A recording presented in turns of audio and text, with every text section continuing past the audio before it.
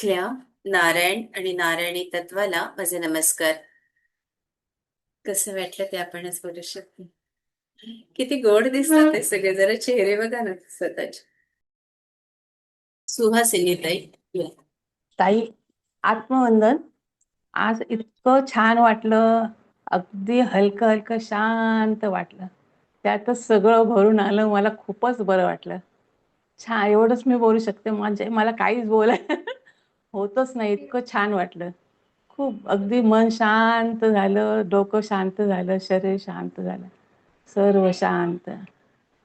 अ, आत्म मला बोलायला होत.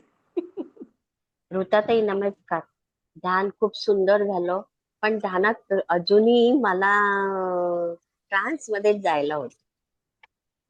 का होतं असं? कळत नाही. कारण मग थोडं ट्रान्स मध्ये गेल्यावर तुम्ही काय काय बोलता ते मला नंतर जे तुम्ही परत मी तुमचं ध्यान लावते ना, तेव्हा मग मला बरेच वेळा ते समजतं. पण असं अजूनही ध्यानात पूर्ण म्हणजे थोडं तरी का होईना एक 5 मिनिटं तरी मी ट्रान्स मध्येच जा. ते ध्यान ट्रान्स मध्ये गेल्यावरती मग काही गोष्टी घडतात त्या कळत नाही ना. आधी सगळं समजतं.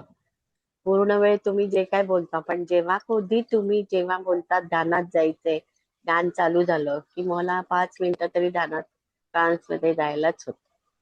असं का होतं? पूर्ण ध्यानाचं समजत नाही. काय काय गोष्टी मग मिस त्या होतात. मारुतीरायाला बसायच्या आधी सांगून टाका की मारुतीराया, सगळं काही तुम्ही करून घेणार आहात, सांभाळून घ्या, हा. बस एवढंच. ध्यान खूप सुंदर असतं, रोजच छान असतं. काय रोज तेच वाक्य आता सांगावेसं पाहिजे म्हणजे काय शब्द आमच्याकडे खूपच अपुरे झालेले आहेत की त्या अपुऱ्या शब्दांना आता परत शब्द तयार करावे लागतील. इतके वेगळे वेगळे शब्द आणावे लागतील. खूप अप्रतिम ध्यान असतं. ध्यानात सकाळी उठल्यात बसलं ना की पूर्ण दिवस खूप सुंदर जातो. अगदी मस्त. धन्यवाद ताई. आत्मवंदन होतं ताई. मी राधिका बोलते. खूप सुरेख ध्यान झालं आणि ऊर्जा खूप होती, प्रचंड ऊर्जा होती. सोनेरी कलरची ऊर्जा होती का ताई? कोणत्या कलरची ऊर्जा म्हणजे आपण धरायची इथे? त्याच्या मागे नका लागू तुम्ही. अच्छा, बर बर. पण पुढचा खूप सुरेख रचित आहे. झालं. धन्यवाद ताई. आत्मवंदन ऋताताई. आज आठवड्याभराने ध्यानाला बसली. अयोध्येला गेली होती आणि कालच आली. खूप छान ध्यान झालं. आज झटके बसत होते आणि काल जेव्हा वाचलं सगळं की पवनच होता, जीव नुसता खालीवर. कारण काल ट्रेनमध्ये 15 तासाच्या प्रवासाला 18 तास लागले आम्हाला. 18 तास गाडी डिले झाली, खूपच लेट झाली. पण आज मला कधी कधी बसते असं झालं होतं आणि खूप झटके बसत होते आज ध्यानामध्ये. आणि दुसरं म्हणजे तुम्ही जेव्हा सांगितलं की राम उशाशी कागद घेऊन झोपायचे, त्याच्यावर हनुमंताचं नाव घ्यायचं, तर मला त्याच्यावरून एक आठवलं. हनुमानगढीला आम्ही गेलो होतो, तर तिथे सिंहासनावर आरूढ झालेले मारुती राय आहेत.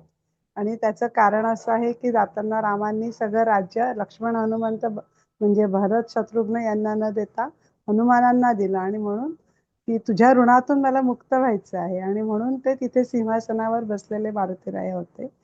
आणि तिथे ऐकल्यावर एकदम छान वाटलं.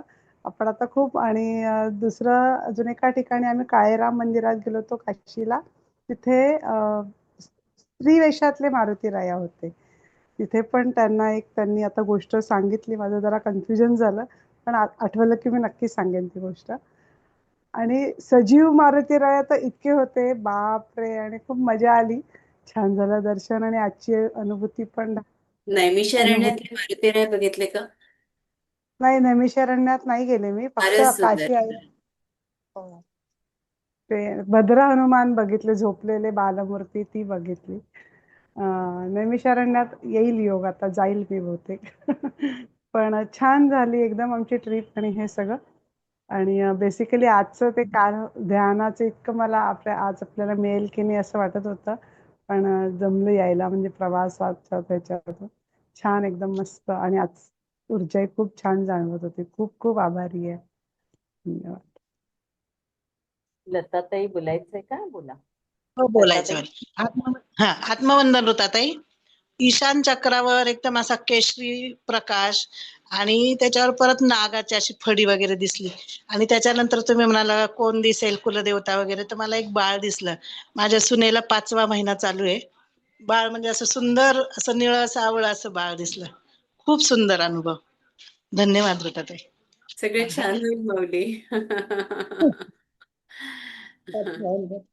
खूप नेपाळमध्ये पण फार सुंदर मारुतीरायांची मंदिरं खूप खूप सुंदर तिकडे. खूप छान दर्शन मारुतीरायांचे. जय श्री